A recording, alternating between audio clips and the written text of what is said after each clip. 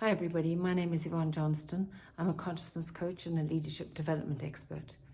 Today I'm going to talk to you about rejection. One of those things that every single person encounters and everybody absolutely fears. They're two big fears, abandonment and rejection. And rejection seems to show up over and over and over again in our lives. It really is our greatest fear, that fear of being dismissed, that fear of feeling as if you're insignificant. You know, to feel important, to feel significant is one of our core human drivers.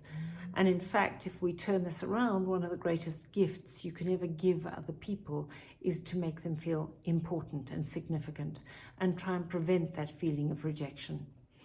So what is rejection? Well, when scientists look at the brain, the same part of the brain that feels physical pain lights up when people feel rejection. And that's why sometimes you almost feel as if you've been punched in the gut. It is the same kind of response in your brain, rejection. So let me explain what happens. We get rejected many times in our life. And what happens is we start to build up like a memory bank of rejection. So we get rejected at 3, at 6, at 9, at 12, at 15, at 21, a million times. And by the time we get to any age, you end up with something like, let's assume 3,229 senses of rejection. And along comes 3,230. And what happens is, as rejection number 3,230 hits you, the frontal lobe of your brain, which is the cognitive, the thinking part of your brain, shuts down, and you download 3,229 previous rejections and add another one to the pile, and it becomes almost overwhelming. The trick here is to start to separate out the rejections. So as this new rejection happens, stop, take a look at it absolutely critically. My cat's about to be rejected because she's eating my flowers behind me. Look at this rejection very, very specifically and really interrogate whether you are, in fact, being rejected. Or is it maybe that you made a pasta sauce for dinner and people don't like the pasta sauce, so it's the pasta sauce that is being rejected? It is not you. I mean, I'm using quite a trivial example, but I hope that you get the idea. So what happens is we then start to look at that one individual rejection and realize that it isn't really rejection. And then we start to create space between the 3,229 and the one. And the more space we create, the more distant the memory of the previous rejections becomes. They don't disappear, they can't disappear, they're in your memory.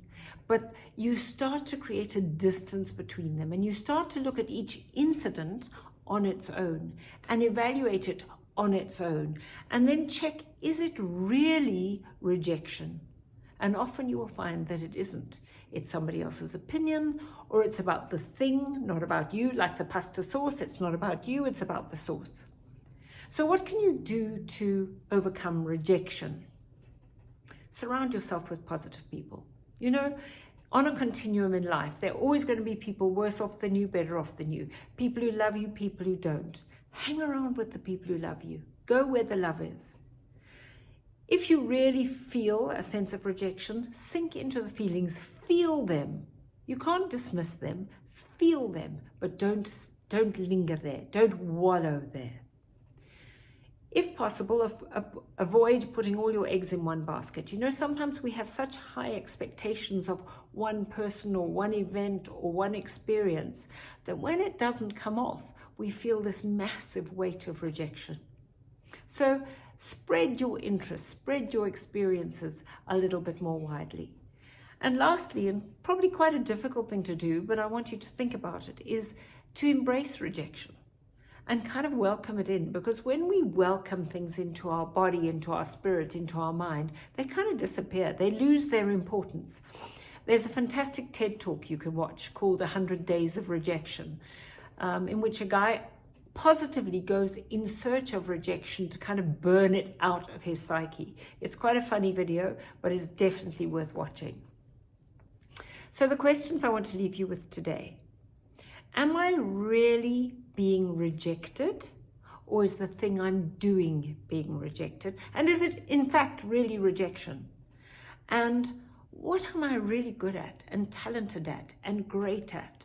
Because counteract any rejection with how fabulous you are. It's very, very easy to sink into self-criticism and beating yourself up when you have this sense of rejection. So do the opposite. Sit down and write a list of how absolutely wonderful you are. And I trust that you'll find a whole long list. Have a great week.